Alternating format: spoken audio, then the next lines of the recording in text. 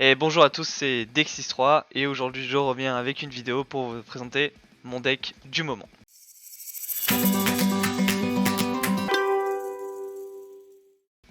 Alors on y va, c'est parti. Je vais vous parler du coup de Sky Striker DPE. Donc un deck que j'ai choisi pour changer un petit peu de ce que je fais de d'habitude. Donc on va commencer par montrer un petit peu les cartes, ce que moi j'ai mis en tout cas dans ce petit paquet. Vous allez voir, c'est peut-être un peu différent de ce que vous pouvez voir ou pas. Mais en tout cas, voilà, on est là pour se faire plaisir. C'est un deck un peu méta, je pense pas qu'il soit tier 1, qu'il soit très fort, mais il veut prendre quelques games par rapport aux autres. Ça peut toper, je pense, il suffit de bien jouer, ça c'est une autre histoire. Donc on y va pour les entraps. On va commencer au entrap, donc forcément j'ai mis pas mal de entrap. Donc on va avoir deux Nibiru. Nibiru qui vont se mettre tout simplement contre beaucoup de decks actuellement.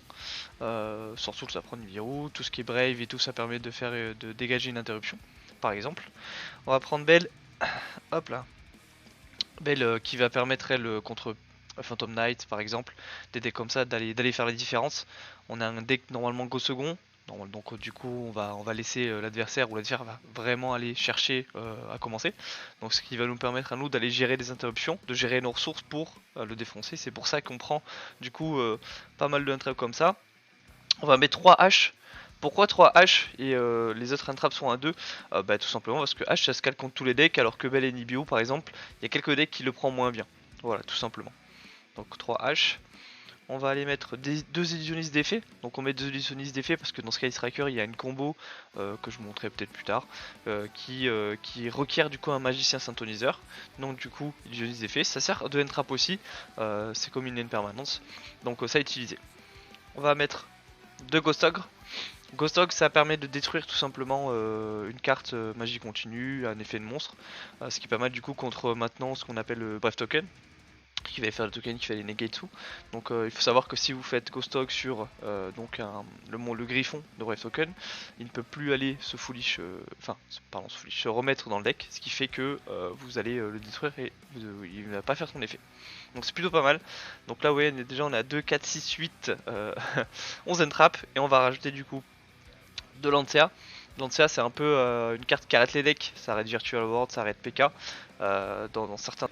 Donc deuxième perm, tout ça pour le tour, hein, ça se joue, c'est très facile à jouer, ça passe partout, à 2 parce qu'on a déjà pas mal de choses dans le deck vers Sky Striker qui va s'apparenter une hyper, tout simplement. Donc là on va jouer à 2, 4, 6, 8, 12, 14, 17 entrap. Donc 17 entrap c'est très lourd. J'ai choisi cette version parce que je pense qu'il faut au moins ça pour aider tous les decks pour jouer derrière.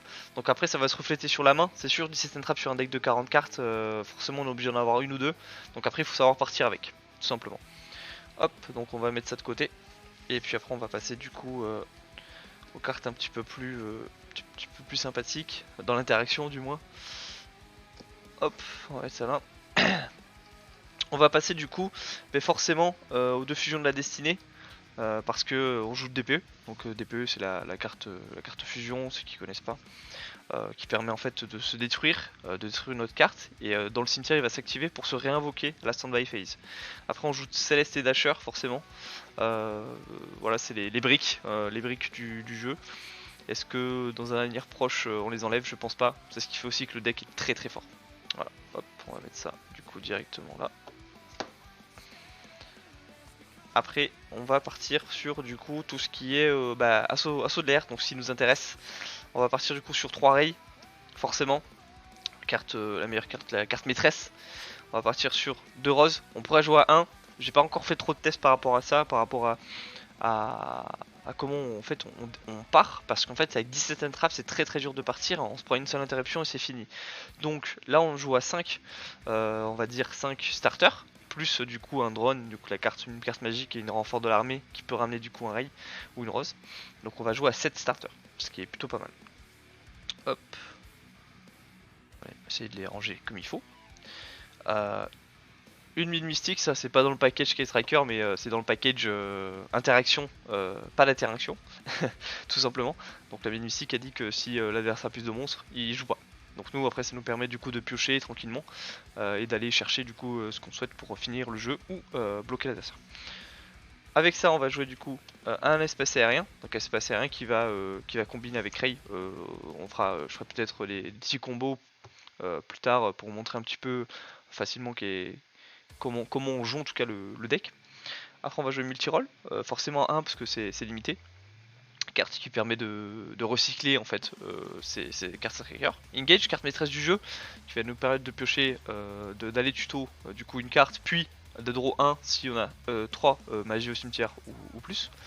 Le drone du coup qui va aller sur compenser du coup le fait qu'on n'a pas pioché Ray ou Rose. Un char canon, donc ça c'est très utile contre tout ce qui est deck au cimetière, si les glitches etc qui va permettre de bannir ou de prendre le contrôle. On de brouillage, post-combustion et boost aigle, donc ça c'est vraiment 3 cartes. On peut les mettre, on peut pas les mettre. C'est très utile sans être utile. Parce que voilà. Donc ça, c'est ici surtout qu'on fait son choix. Car tout simplement, celle-là, bon, elle permet de par exemple ne pas se prendre une entrap, tout ça. Quand on va faire du coup des combos un petit peu plus élaborés. Mais celle-ci, voilà, c'est un peu différent. Tac. Après, on va jouer 3 encres. Forcément, la meilleure carte un peu du deck qui dit annuler les effets et prendre le contrôle. Donc ça c'est très intéressant, pas mal de combos à faire. Et puis après on va aller sur 4 cartes du coup un peu différentes. Gobelin pour piocher 1, choix 39, améliorer la stabilité, améliorer la consistance. Terraformation, pareil pour les tutos, soit Mystic Mine, soit Area qui va permettre après de déchaîner un petit peu le deck. Renfort l'armée comme je vous dis pour jouer avec Rose. Et puis Call by the Day. Call by donc appelé par la tombe qui va permettre lui de bannir une trappe, forcément on en a besoin. Voilà, donc ça c'est le deck Sky Striker que j'ai monté. Je pense que ça peut être pas mal au niveau des ratios. Beaucoup de N-trap, 2 N-trap et puis une A3 pour avoir un petit peu de jeu. Et puis après, c'est assez standard hein, au final. Hein. On peut jouer à un rose ou pas, c'est assez standard. Et puis on va passer du coup à l'extra deck, très important ça aussi. Donc bien sûr on va jouer Access Code pour faire du coup la combinaison, comme je l'ai dit, avec Crystron au tout départ et Selene. Donc ça c'est ce qui vous permet en fait de finir l'adversaire, lui infliger au moins 5300 points de dégâts. Donc ça je vous montrerai du coup peut-être, comme je l'ai dit dans une autre vidéo, les petits combos à réaliser. Hop, hop. Après nous avons du coup forcément DPE. DPE qui va faire du coup avec va être avec du coup Céleste et Dasher pour l'invoquer. Et puis après on va passer sur Anaconda, c'est au cas où ça on n'a pas la fusion de la destinée. Ça nous permet en fait de prendre 2 monstres à effet, de faire Anaconda et d'utiliser son effet pour invoquer DPE en utilisant une fusion du deck. Voilà tout simplement. Donc ça c'est les 5 cartes qu'il faut avoir forcément pour jouer un gros package un peu kill, pour éviter de se faire remonter après. Et puis après bon, on attaque tout simplement le corps du deck. Donc on a 3 Shizuku forcément qui va nous permettre de recycler. Hop, ça c'est pas la bonne. Ici Shizuku, très important. 3 Kagari qui va nous permettre de récupérer Engage dans le deck qui est très important. Ça va permettre de draw etc. Puis un Zeke, un Keina. Donc ça c'est des cartes un petit peu moins utiles mais qui servent toujours en fait dans les situations. Et 2 Hayate forcément qui va permettre d'attaquer directement et de foolish. Voilà, donc ça c'était le deck, l'extra deck. On va passer du coup au side. Donc le side très important, hein. Moi je side par rapport à mon local, donc je suis à Toulouse, par rapport aux joueurs, donc il y a des trébris, il y a beaucoup de compétitifs, donc forcément ça va s'adapter à ce tempérament là.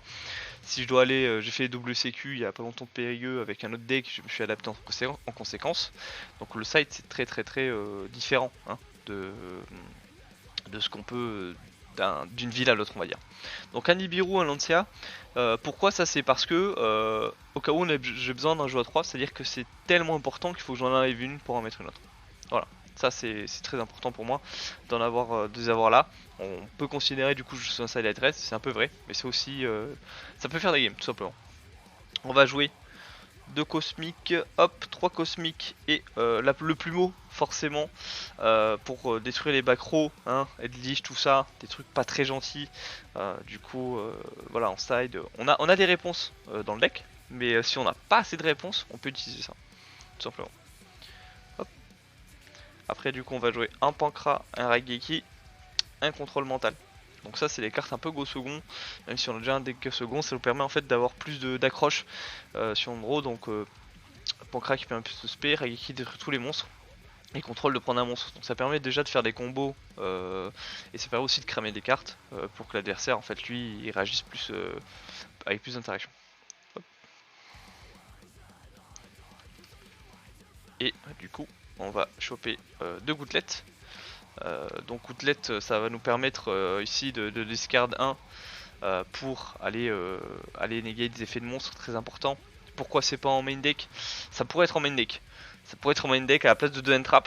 Je les ai pas mis parce que je pense que c'est important d'avoir des réponses monstres plus que des réponses magie, mais ça pourrait être amené à évoluer dans ces situations là, car ça va aller ça dépend des decks, mais ça peut être amené à évoluer. On reste jamais figé. 3 Zerkenbi et une Imperm. Donc l'Imperm dans la même raison que les autres. Les Zerkenbi, alors ça peut être joué en, en main deck, mais en fait pour l'instant je vois pas trop l'intérêt que j'ai à jouer avec. Sachant que je recommence un peu à jouer, etc. Pas mal d'interactions avec qui vont nous pousser à faire d'autres choix. Donc je le mets pour l'instant dans l'espace là. Et puis comme je veux aller go second, cette carte me sert à rien comparé au Entrap. Donc si je me dis ah il va me laisser go in first, là je rentre ça et quelques autres cartes. Voilà, tout simplement. Tout simplement. Donc voilà, vous avez vu tout simplement tout ce qui est mon gros deck, ainsi que mon petit side. J'espère que ça vous a plu, hein, tout simplement, que cette petite liste vous a amusé. Et puis nous on se revoit peut-être après pour des petits combos. Hein. Allez, ciao ciao.